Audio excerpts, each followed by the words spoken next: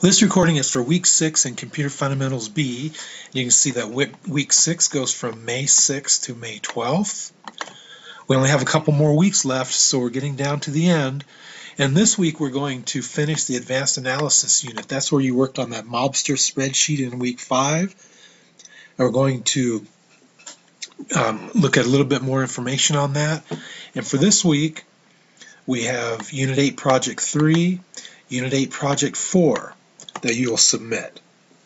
But I want to go down here. Let me see here. Actually, we're skipping Project 3, so I'm going to fix that while we're here.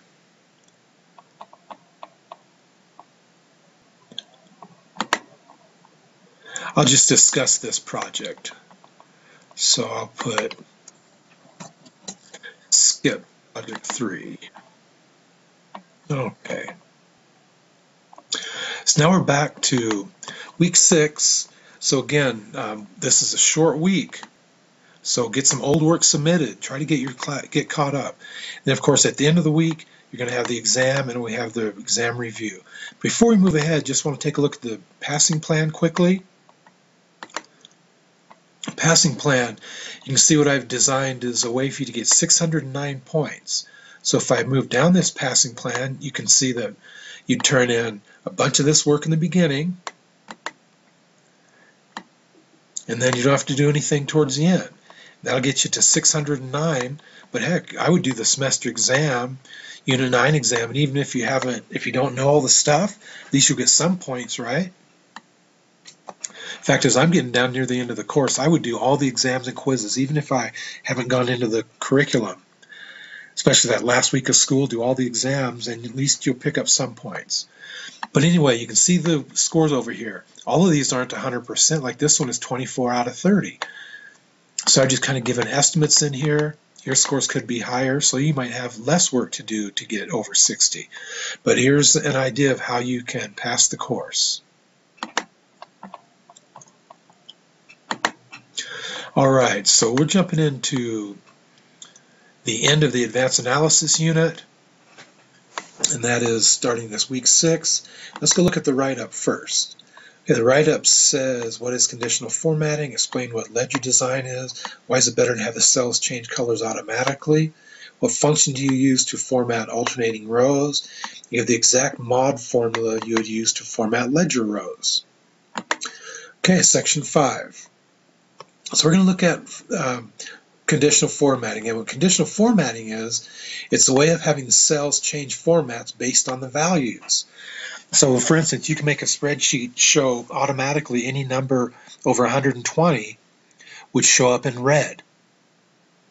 And then as the math happened on the assignment or the spreadsheet, then the numbers would change. So there are different ways you can do that, but that's what conditional formatting does. So we're going to explore conditional formatting, generate, format, modify spreadsheets. So you can look at this spreadsheet, and if you want to do this work, go along fine. So you open up that spreadsheet, and you can see that this spreadsheet has a lot of different tabs in it, but this is a conditional one right here that the lesson is going to have you mess around with, so you're welcome to analyze that as you go along.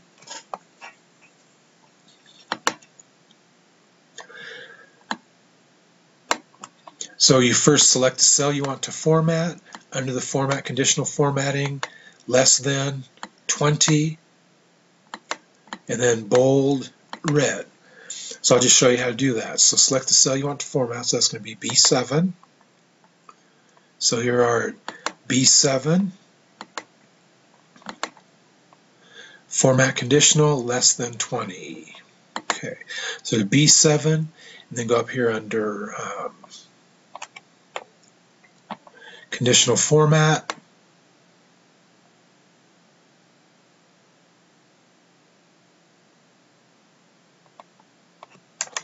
Well, let's see if there's format cells.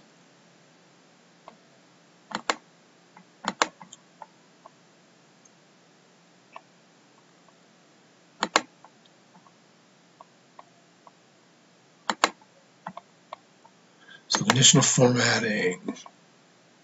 So we want less than 20, light fill red, dark. I'm going to change this to green fill. Let's see what happens here.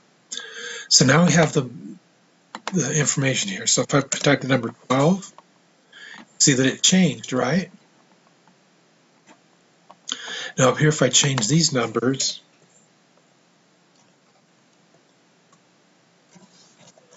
you can see how this formatting changed in that cell. That's what conditional formatting does. So that's an example.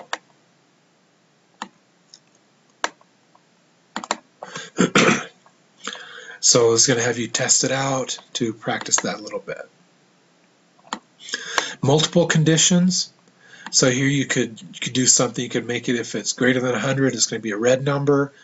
Less than 50, yellow number. Less than 20, it's going to be green. So you can do multiple on a cell. You can watch this video to show you how to do that. 3 different conditions.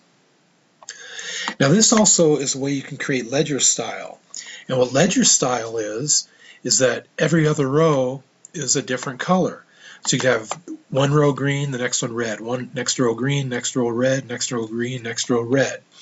So that's what ledger formatting is. And watch this video, she'll show you what that does.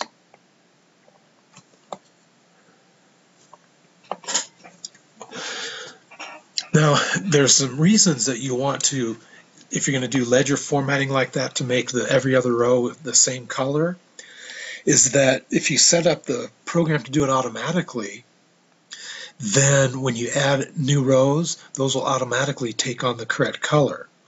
But imagine if you had a row of data and you change them all different colors, every other one, manually, then when you inserted information, they would not change automatically.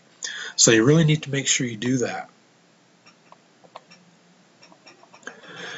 And you'll use a formula that's called the mod function. Let me go back to the write-up. Let's see what that question was. Okay, what function do you use to format alternating rows? Give the exact mod function. So the mod function is the formula you use to do alternating rows.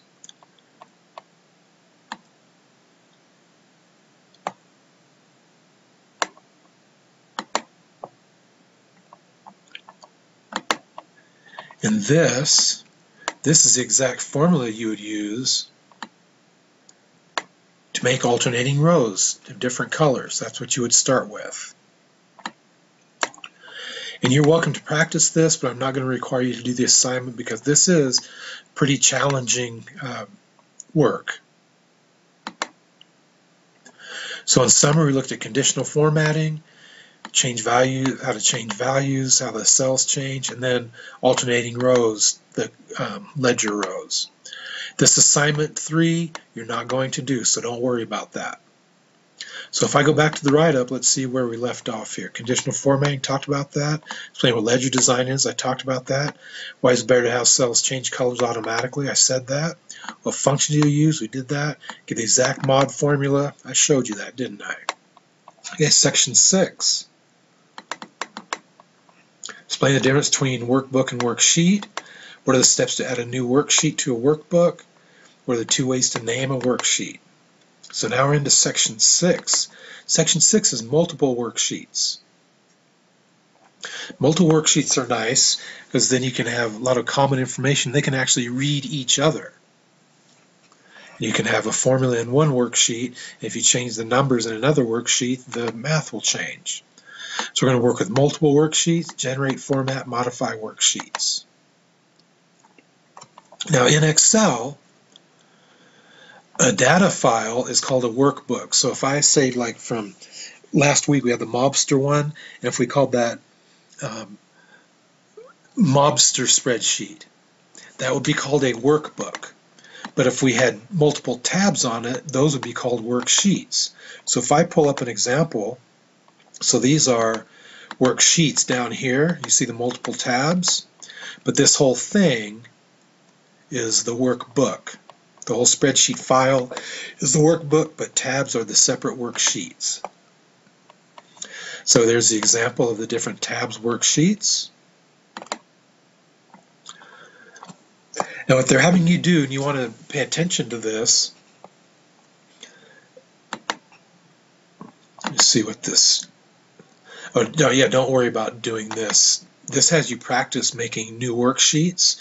You can go through that if you want to, but you're not required to turn that assignment in.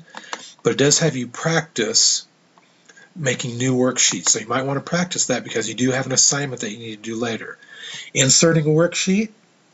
So you'd be in Spreadsheet in Excel, and you'd go up the top, Insert Worksheet, and that'll put a new worksheet in.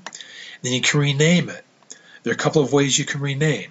Right-click on the Sheet tab, select Rename, and then rename it. Or you can just, when you create a new sheet, you can name it. Now moving your data. So this is working with that sample worksheet that they showed. Whoops. This is working with that sample.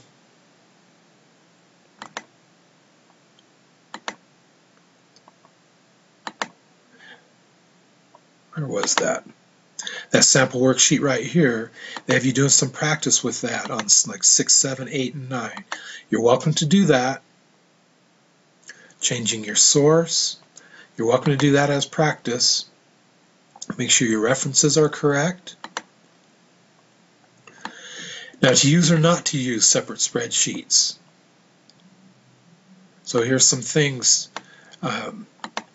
depending on what type of data you're using, what type of spreadsheets you're using, you can think about pros and cons of using different ones or having everything in the same spreadsheet. So summary, insert, rename worksheets, copy, move data between worksheets, and thinking about reference data. Again, assignment 4, what you're going to do, you're going to work up, get that Mobster spreadsheet that you used a couple of times before, and you're going to put 4 tabs. Then you're going to move the Mobster analysis table, the main table, into the Mobster tab. All the crimes, you're going to put in the crimes tab, and all the general questions and answers you're going to put in the other tab. So you're going to add some columns or some worksheets to that workbook.